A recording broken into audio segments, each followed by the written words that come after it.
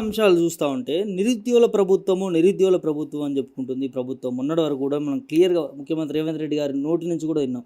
అలాంటి నిరుద్యోగులే ఇవాళ బాగా ఒక 2000 పోస్టులు పెంచండి అని వాళ్ళ ఇంటికి పోయి కూడా అడిగినా స్పందిస్తలేదు. మరి 2,00,000 ఉద్యోగాలు ఇస్తారని నమ్మకం ఉంటదా? అదే కదా! అదే దాని మీద ఇప్పుడు అదే నేను చెప్పేది. దాని మీద కనీసం ఇయ్యాల దాకా ఎన్ని ఖాళీలున్నాయో రివ్యూ చేయనోళ్ళు ఇంకా 6 నెలలు అయితే సంవత్సరం అయితది. నువ్వు చెప్పిన సంవత్సరం అయితది.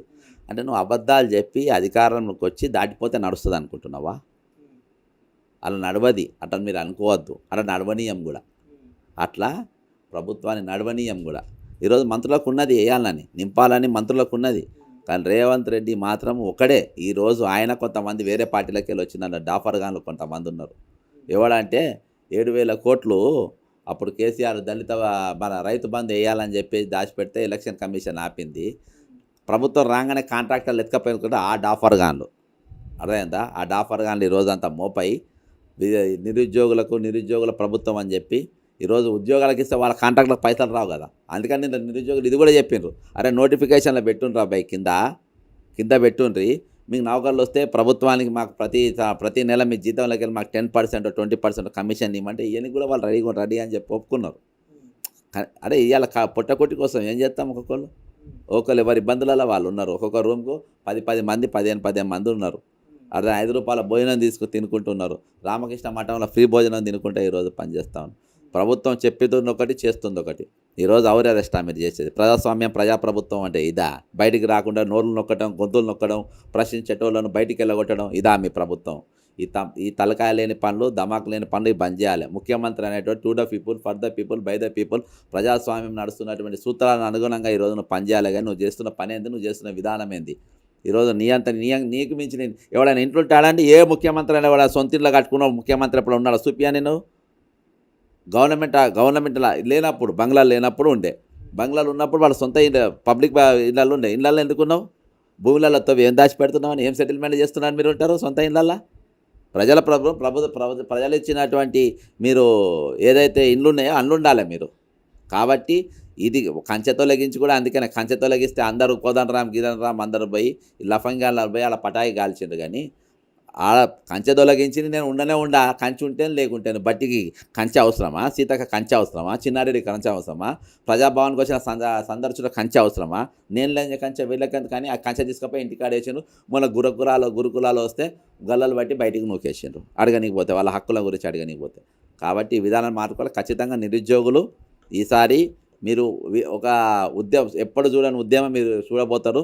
మేము కూడా అది రుచి చూపెడతాం ప్రభుత్వానికి. దేనికోసం? ఇప్పుడు బక్కా జడ్సన్ ఏ పార్టీలో లేడు, స్వతంత్రంగా ఉన్నాడు, ఒంటరిగా ఉన్నాడు. ఎందుకోసం పోరాడుతూ ఉన్నాడు అంటే దీని వెనకాల ఏమైనా ఉండొచ్చు? చాలామంది అంటారు. బ్రదర్, నాకు ఫస్ట్కెళ్ళి కూడా నాకు కొట్టాలంటే ఇష్టం. నా వెనక ఎవరు లేరు. నన్ను ఏ పార్టీ వాడు కూడా విలువద్దని తెలంగాణ రక్షణ సేన అని ఒకటి పెట్టుకున్నా, వనరుల రక్షణ సేన అని పెట్టుకున్నా. ఆ బ్యానర్ కింద ఈరోజు నేను పనిచేస్తున్నా. ఈరోజు నేను నిస్సహాయులు ఉన్న నిరుద్యోగులను చూసి నేను నిలబడ్డా. నిస్సహాయకులు నేను ఎవరికైనా ఉంటాను. నేను వీళ్ళకేంటి? నేను ఎవరి కోసమైనా నేను వాళ్ళ తరపున నిలబడతా. ఎవరి కోసమైనా నేను వాళ్ళ తరపున కొట్లాడతా. ఈరోజు నాకు ఏ స్వార్థం లేదు, నాకు ఏది లేదు. నన్ను కొనేంత ముల్లె కూడా ఎవరి దగ్గర లేదు. నేను ట్రాన్స్పరెంట్గా ఎలక్షన్కి పోయినా, నేను ట్రాన్స్పరెంట్గా మాట్లాడినా. ఈరోజు ఒకటే నేను డిమాండ్ చేస్తుంది ఒకటే. ఈరోజు నిరుద్యోగులతోని మీరు స్టడీ సెంటర్లకు వచ్చి సెంటర్లు నిలబడి, ఈరోజు రాహుల్ గాంధీ ఎక్కడికి వచ్చి మాట్లాడాడు? నీ ప్రభుత్వం రానికి ఎక్కడికి వచ్చి మాట్లాడు? అశోక్ నగర్కి వచ్చి మాట్లాడలేదా? నిరుద్యోగ డిక్లరేషన్ ఏదో చేసి అక్కడికి వచ్చి చేయలేదా? ఈరోజు అంటే నీకు ఓటు అవసరం ఉంటేనో మధ్యలోకి వస్తారు. అసలు రాహుల్ గాంధీతో మాట ఇప్పించి మీరు మోసం చేయించినా మరి నేను ఎందుకు మాట్లాడా? బరాబర్ మాట్లాడతా. నాకు స్వార్థం ఉంది, బరాబర్ స్వార్థం ఉంది. 2,67,316 పోస్టు ఖాళీలునే నువ్వు నింపు. నువ్వు దమ్ముంటే, నువ్వు మొగోనివైతే, నువ్వు మొలగానివైతే, నువ్వు ముఖ్యమంత్రి అయితే, నిజంగానే ముఖ్యమంత్రి దమ్ముంటే నింపు. నువ్వు లఫంగి గాళ్ళ ముందు పెట్టుకొని వీళ్ళ మోసం చేసుకుని చూసుకుంటూ కూర్చోను. కానీ నేను గత 10 సంవత్సరాలు కూడా బ్రదర్ నేను కొట్లాడింది ప్రభుత్వం పైన, గత ప్రభుత్వం పైన కొట్లాడినా. నిరుద్యోగ ఇష్యూస్ వీళ్ళు సీరియస్గా కొట్లాడుతున్నా అనుకున్నా. Max fixing arrest, max fixing ఇండ్ల పోడు, మ్యాక్స్ ఫిక్సింగ్తో పదవులు తెచ్చుకున్నాడు. ఈరోజు మీకు ఉద్యోగాలు వచ్చినాయి. ఎవరైతే వీళ్ళని అడ్డం పెట్టుకొని బతుకుతున్నారో వాళ్ళకు ఉద్యోగాలు వచ్చినాయి, వీళ్ళకి ఉద్యోగాలు రాలే కదా. ఈరోజు ఇలా కూడా వీళ్ళు మిస్గైడ్ చేస్తున్నారు కదా. పోరాలు కూడా నియంత్రణ లెక్క మాట్లాడుతుండ్రు. ఏమైతే మేము తోలు తీస్తాం అంటున్నా. ఏమైతే మీ ఉద్యమ విద్యార్థులతో నిరుద్యోగులతో ఏమవుతుంది అంటారు మీరు? ఫిక్సింగ్ చేసుకొని జైల్లో పోయినట్టు కాదు. బండకేజ్ కొడతాను అంట కదా రేవంత్ రెడ్డి, అదేదో మేము చూపెడతాం ఇప్పుడు. ప్రభుత్వంలో ఉంది వాళ్ళే కానీ ఎవరు ప్రభుత్వం ఉంది కాబట్టి ఫకర్ మాటలు వస్తాయి. మరి అలా బోంగానే ఎందుకు ఫకర్ వస్తుందో ఏందో అర్థం కాదు నాకు. అలా ఏమైనా ఉన్నదో మ్యాగ్నెట్ ఉన్నదో లంగ పనులు చేయాలని ఉంటుందో ఏందో అదేందా. కాబట్టి ఇన్ని రోజులు నేను ఎందుకు వస్తున్నా అంటే వీళ్ళని అడ్డం పెట్టుకుని బతుకుతున్నారని. అరే భయ్, వీళ్ళకి ఎలక్షన్లకు రాజకీయాలకు ఏం సంబంధం భయ్? ఎగ్జామ్ గ్రూప్ అని ఎగ్జామ్ ఉంటుంది, 46 జీవో ఎంబడెడ్ 40 వాళ్ళని తీసుకొని వచ్చుకుంటావు, వాళ్ళని పోలింగ్ ఏజెంట్గా పెట్టుకుంటావు, వాళ్ళని కౌంటింగ్ ఏజెంట్లుగా పెట్టుకుంటావు. విద్యార్థులు వాళ్ళ తల్లిదండ్రులకి వెళ్ళి పైసలు వచ్చిన పైసలు వాళ్ళకి పెట్టిన ఏం హక్కు ఉందని తిప్పుకుంటారు చెప్పండి మీరు? అంటే ఒక్కడు తిరిగా వాడుకుంటాడు, ఒకడు అధికారంలోనికి వాడుకుంటాడు, వాడు ఎమ్మెల్సీ కానికి వాడుకుంటాడు, ఓ చైర్మన్లు కానికి వాడుకుంటాడు, వాడు డబ్బు కోసం వాడుకుంటాడు. తమాషా అయిపోయిందా ఇది? తమాషా అయిపోయిందా? వాళ్ళని వాడుకుని ఏం హక్కు ఉందని వాడుకుంటారు భయ్ మీరు? మీకు ఏం అధికారం ఉంది విద్యార్థులను వాడుకోనికి? నేను వాడుకోలేనా? నేను 100 ఇష్యూలు చేసిన, 100 ఇష్యూల పైన కొట్టాను. నేను ఏ ఒక్కరిని కూడా వచ్చి నా కోసం ప్రచారం చేయడం ఏ ఒక్కరిని నాకు హక్కు లేదు. నాకు ఈరోజు ఒక్కొక్కరు ఒక్కొక్క విధంగా వాడుకునే ప్రయత్నం చేస్తుంది కాబట్టి వాళ్ళ తరపున నిస్వార్థంగా నిలబడ్డా నేను.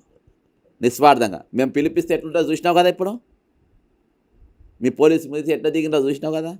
మేము పిలిపిస్తే అట్లుంటుంది. రేపు బుధవారం కూడా బరాబర్ మేము రాష్ట్ర వ్యాప్త బంద్ పిలిపిస్తున్నాం.